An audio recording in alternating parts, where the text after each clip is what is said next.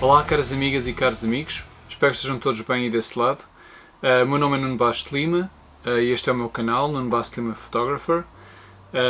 Eu sei que já não venho aqui há algum tempo, mas devido à proximidade de um evento que vai decorrer aí em Portugal, na base aérea de Beja, que contempla os 70 anos de existência da Força Aérea Portuguesa, resolvi vir aqui fazer um pequeno vídeo só acerca das definições que eu normalmente uso para estes eventos. Eu vou começar por umas definições talvez um bocadinho mais fáceis para iniciar e depois vou dar se calhar algumas dicas mais avançadas, mas fiquem até ao final para depois poderem ver. Eu vou começar por dar algumas informações acerca do equipamento que devem levar, e qual também as definições que devem usar na máquina e o que é que devem pensar quando estão realmente no local a tirar fotografias. Então, começando pelo material. Máquina. Eu tenho aqui na mão uma Canon 7D Mark II, é a câmera que eu utilizo com mais frequência em eventos aéreos e em eventos de desporto, porque me permite ter uma distância focal superior, cerca de 1.6 vezes mais, no que refere a diferença entre uma full frame e uma cropped sensor. De qualquer maneira, eu já utilizei a R6 neste tipo de eventos e posso-vos garantir que o sistema de tracking é muito bom e permitiu tirar fotografias com muita qualidade. Segundo, lentes. Na minha opinião, eu acho que no mínimo deveriam contar com uma distância focal de 300 mm. A questão é que os aviões, por motivos de segurança, não passam mesmo perto de nós. E, portanto, uma distância focal de 100 ou de 200 não nos vai permitir tirar fotografias como vocês veem normalmente. Na minha opinião, o mínimo de distância focal que devem utilizar, obviamente se estamos a falar de aviões solo, no mínimo terá que ter uma distância focal de 300 mm. Noutros casos, como por exemplo acrobacias aéreas, em que vocês querem captar o movimento dos aviões e o próprio efeito que os aviões estão a fazer no ar, porque normalmente esses aviões acrobáticos levam sempre a fumo e às vezes fumo às cores, e fica muito interessante captar o que eles estão a fazer com o arrasto do fumo. E nesse caso eu utilizo normalmente a 70-200 para esse efeito, porque eu quero captar não só os próprios aviões, mas também toda a composição à volta deles. Para esse efeito utilizo esta lente da Sigma 70-200 f2.8. Tem um autofocus rápido e permite tirar fotografias de grande qualidade. A outra lente que eu utilizo é a Sigma 150-600 f5 a 6.3, a versão Contemporary. Esta é a lente que eu utilizo mais para captar aviões a solo, porque obviamente preciso daquela distância focal extra que a 70-200 não permite. Portanto, recapitulando: máquina, lente para fotografia solo ou detalhes para garantirmos essa distância focal extra, e a 70-200 para voos de acrobacias, pois nós queremos apanhar os tais rastros de fumo, ou quando são vários aviões, e a 150 numa cropped sensor acaba por ser demasiado em relação a uma 70-200, ok? E pronto, em termos de equipamento, estamos praticamente falados. O que é que falta? Falta tripé. Utilizar, não utilizar, eu acho que aí deixa a descrição de cada um. Eu não utilizo tripé, estou a considerar utilizar neste próximo evento um monopod, mas aí deixa a descrição de cada um se pretendem ou não utilizar tripé. Do que é que eu vejo? Como normalmente nos festivais, em fotografia aérea nós estamos a fazer panning constante, não é? Ter um tripé, às vezes, para mim, às vezes não me dá aquela versatilidade que eu tenho em mover o corpo. Mas estes são os elementos que eu utilizo, tanto câmera, lentes e talvez, deixo a vossa descrição, tripé. Ok, vamos então à próxima fase, que são definições. As definições eu vou apenas falar no que eu conheço da Canon, mas certeza que se vocês apanharem ou se tiverem Nikon ou Fuji ou Sony vão apanhar o mesmo sentido, ok? Quais devem ser as definições da máquina? Nós temos que considerar que normalmente quando estamos a falar de aviões a jato, são aviões que são extremamente rápidos e chegam a passar à nossa frente entre 500 a 800 km/h, se não mais. Vamos então falar das definições que eu normalmente utilizo para fotografia aérea. Uma das coisas que vocês têm que garantir é a velocidade do obturador, porque nós estamos a falar de aviões a jato ou até aviões a hélice ou helicópteros, e nós temos que garantir que conseguimos a fotografia com ou sem movimento. Já vamos falar nisso, o porquê do movimento, mas normalmente o que eu aconselho a que utilizem é o modo TV, ou seja, prioridade à velocidade da obturação. E se estamos a falar de aviões a jato, na minha opinião, devemos considerar uma velocidade de 1/1000 ISO auto, e a abertura é aquela que a máquina decide por si, como é óbvio. Estamos a falar do modo de prioridade à velocidade. Em relação a aviões a hélice, nós, se formos apanhar o avião a 1/1000, o mais certo que vai acontecer é que o avião parece um avião montado de kit, porque as hélices vão ficar congeladas. Portanto, não há aquela sensação de movimento que vocês, se calhar, pretendem ficar na fotografia. Para esse efeito, eu aconselho baixarem então a velocidade do obturador para, e aí deixo a vossa descrição, no mínimo dos mínimos, 1/320 avos de segundo, se bem que é uma questão de prática, mas quanto mais lenta ou quanto mais lento for a velocidade do obturador, obviamente que o efeito vai ser muito mais interessante, aquele efeito de disco que às vezes vemos nos aviões da hélice. Mas isso vem com prática. Não vão logo para estas definições, comecem com calma, uma definição um bocadinho acima, e garantam que têm aquela fotografia, e depois começam a diminuir para ver se conseguem captar então o movimento da hélice. Eu normalmente tento fazer isso nos eventos aéreos. Primeiro garanto que tenho a fotografia daquele avião e depois vou tentando com outras velocidades ver se consigo algo mais interessante.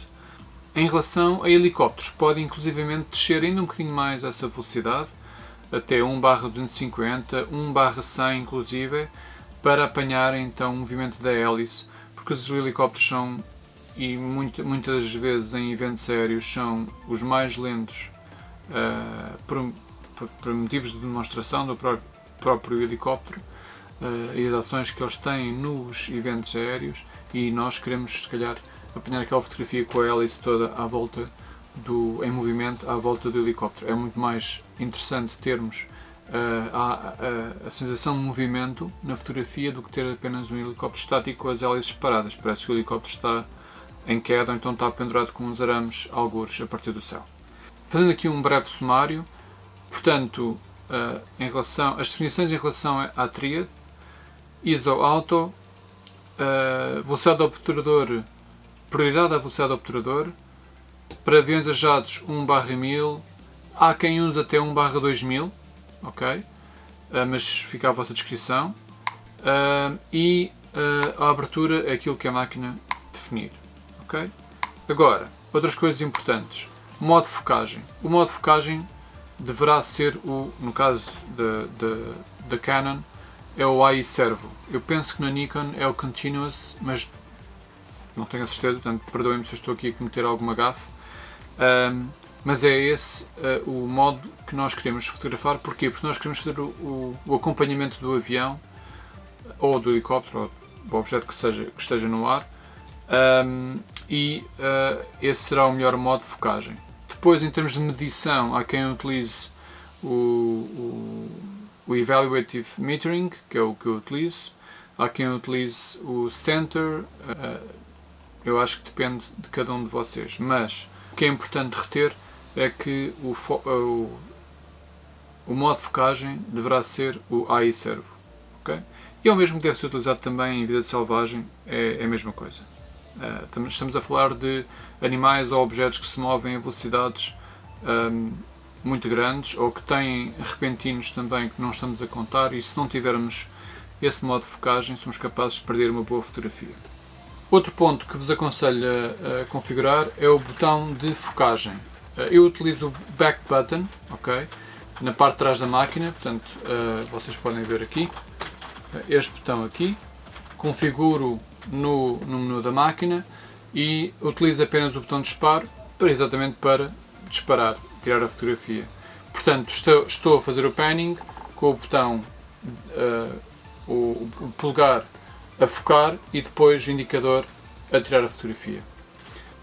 Outra coisa que vocês podem configurar na vossa máquina é aquelas hipóteses que normalmente a câmera tem de continuar a focar ignorando obstáculos ou objetos que aceleram e desaceleram rapidamente. Portanto, uma dessas opções deverá ser aquela que vocês escolham.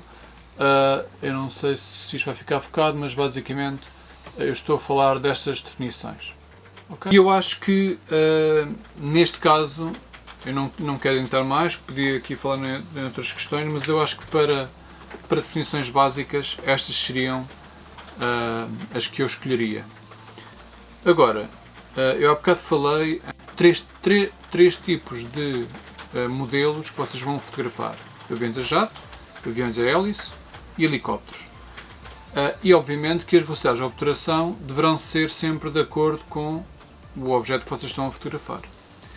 Pelo que vocês tiverem um modo de TV sempre ligado, têm que andar com têm que andar com o botão para trás e para a frente para definir a velocidade que vocês querem tirar a fotografia. Além disso, o facto de vocês não terem uma abertura pré-definida pode-vos, obviamente, chegar a máquina a decidir, a certa altura, tirar a fotografia em f22 ou em f16, quando estamos a falar apenas de um avião que está a passar e não de 5 ou 6. Quando vocês definem um modo de prioridade da velocidade, o que acontece é que não podem definir também a abertura com a qual vocês querem fotografar. É verdade que vocês podem também, no menu da máquina, configurar o mínimo e o máximo valor que querem para a abertura e depois a máquina define apenas o ISO. Ainda assim, acho que íamos entrar por detalhes um bocadinho mais complicados. O que eu vos aconselho é usarem o modo manual e aí definem logo à partida a velocidade, a abertura e deixam o ISO em automático. Obviamente que tudo isto é muita coisa para a pessoa pensar no momento em que está a tirar fotografias, ok? Daí esta minha última dica seria para utilizarem 3 botões, ok? Vocês repararem na máquina, eu penso que quase todas as máquinas hoje em dia têm estes botões de C1, C2 e C3. Estes botões permitem configuração e permitem registar a configuração que vocês querem. Basta mudarem de um para o outro para terem logo automaticamente as definições que querem usar naquele momento. No meu caso, o que eu faço?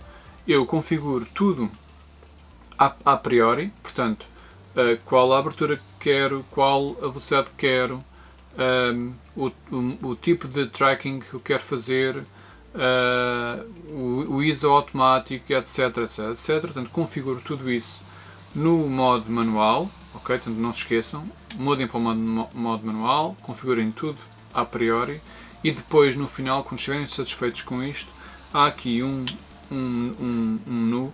No caso da Canon, tem este menu aqui que se chama Custom Shooting Mode. Ok? Portanto, vocês entram num Custom Shooting Mode e fazem Register Settings e escolhem qual dos botões é que querem registar com as definições que têm neste momento. No meu caso, o que é que eu faço? Eu no C1 configuro o modo fotografia de avião a jato, ou seja, 1/1000, f 5.6 ou, dependendo da máquina, da lente que tenho naquele momento, posso colocar até menos.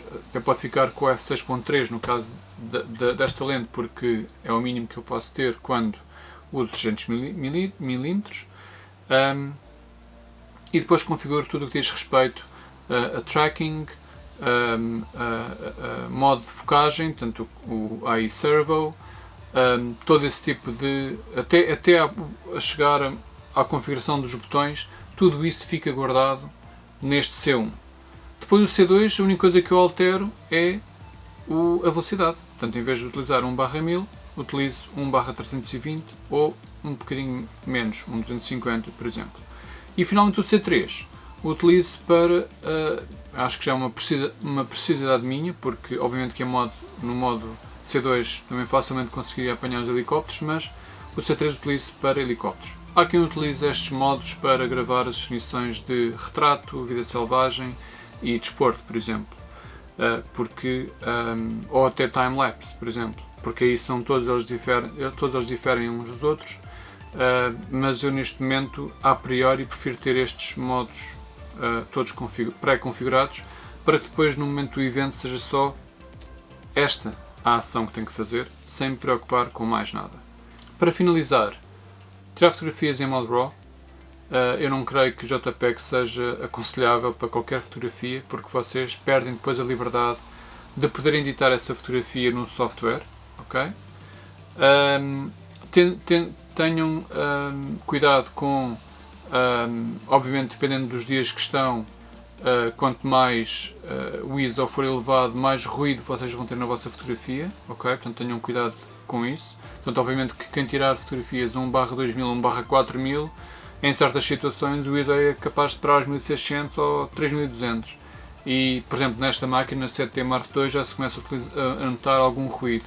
Vocês têm a hipótese também, obviamente, de compensar isso num software para esse efeito, mas eu prefiro ter isso logo à cabeça na própria máquina e depois a edição ser muito mais limpa. Níveis de branco. Eu normalmente deixo em automático, há quem coloque em standard ou até há quem coloque outras definições, mas eu sei que depois no software eu consigo alterar isso à minha maneira e ao meu gosto e portanto não é algo que eu tenha definido logo à partida. Eu deixo em automático e depois em edição logo se vê. E não se esqueçam, aproveitem, este fim de semana há um grande evento na base aérea da Beja, estão lá equipas muito interessantes de assistir ao espetáculo que eles dão, por exemplo os Freccia Tricolori, o Typhoon, com a nova camuflagem. Eu, por exemplo, não fui capaz ainda de o ver em ação, porque houve um evento que eu fui, mas ele teve que ser cancelado devido a um incidente. Por isso aproveitem, vão à base aérea da Beja, a comemoração dos 70 anos da Força Aérea Portuguesa, de certeza que não se vão arrepender, e depois coloquem aí fotografias, que eu adorava ver, fotografias vossas do evento. E por agora é tudo, espero que tenha sido útil de alguma forma, e que vocês tenham um imenso prazer de tirar fotografias aéreas, seja neste evento em Beja, seja onde for. E qualquer dúvida que tenham que eu possa ajudar, por favor deixem nos comentários. Já sabem, se gostarem deste vídeo façam like e subscrevam o canal, porque é assim que ajudam a crescer e a chegar a outras pessoas e possivelmente até que têm os mesmos gostos que nós. Um grande abraço a todos e a todas, até uma próxima, tchau!